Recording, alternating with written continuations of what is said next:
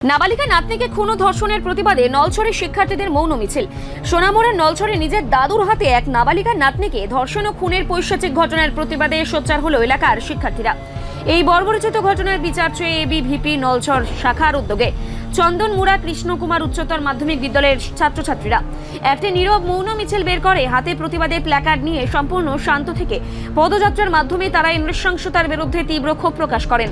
School প্রাঙ্গণ থেকে শুরু করে মিছিলটি গ্রামের বিভিন্ন রাস্তা প্রদক্ষিণ করে। শিক্ষার্থীদের স্পষ্ট দাবি, এই ঘটনার সঠিক ও নিরপেক্ষ তদন্তের জন্য অবিলম্বে সিবিআই তদন্তের নির্দেশ দিতে হবে। একই সঙ্গে তারা দোষীদের দ্রুত ফাঁসি বা কঠোরতম শাস্তি দাবি জানান। এদিনের এই প্রতিবাদ কর্মসূচিতে শিক্ষার্থীদের পাশাপাশি শিক্ষক শিক্ষিকা এবং গ্রামের সাধারণ মহিলারাও সামিল হন। সমাজে মা বোনদের নিরাপত্তা সুনিশ্চিত করতে এবং এমন ঘটনার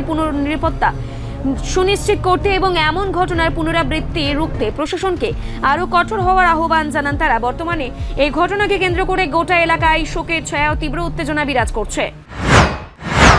নলছড় অখিল ভারতীয় বিদ্যার্থী পরিষদের অন্তর্গত চন্দনমুড়া বিদ্যালয়ে দশম শ্রেণীর যে ছাত্রী চুমকি দাস বোন, ওর বোনের সাথে যে ঘটনা ঘটেছিল সেই ঘটনাটা নিয়ে আমরা সকলে খুবই দুঃখিত। তো আমরা ওই বিদ্যার্থী পরিষদের পক্ষ থেকে আজ ওর আত্মার শান্তি কামনার জন্য আমরা একটি মৌন মিছিলের আয়োজন করেছি এবং সাথে ওর সামনে ফটোর সামনে প্রদীপ প্রজ্বলন করে 2 মিনিট আমরা নিরাপত্তা পালন করব। এই প্রোগ্রামটা আমরা এখনও রয়ে গেছে, আমরা এই প্রোগ্রামটা পরে রূপকল্প করবো। তাছাড়া আমরা আমাদের নলছড় অখিল ভারতীয় বিদ্যার্থী পরিষদের পক্ষ থেকে আমাদের মুখ্যমন্ত্রী তথা ডক্টর মানিক শাহ মহোদয় এবং উচ্চশিক্ষামন্ত্রী শ্রী কিশোর বর্মন মহোদয়ের কাছে আমরা অনুরোধ করব যে ওর যে কেসটা, যেটা সোনামুড়া থানার আন্ডারে এখনও বর্তমানে ইনভেস্টিগেশন চলছে, এই কেসটা যেন ক্রাইম ব্রাঞ্চের হাতে তুলে দেওয়া হয়। কারণ আমরা চাই ওর এই কেসটা খুব দ্রুত ইনভেস্টিগেশন করা হোক এবং যারা যারা প্রকৃত দোষী আছে তারা ঠিক কঠোর থেকে কঠোরতম শাস্তি হোক তাদের। আমরা সকলে এটাই চাই।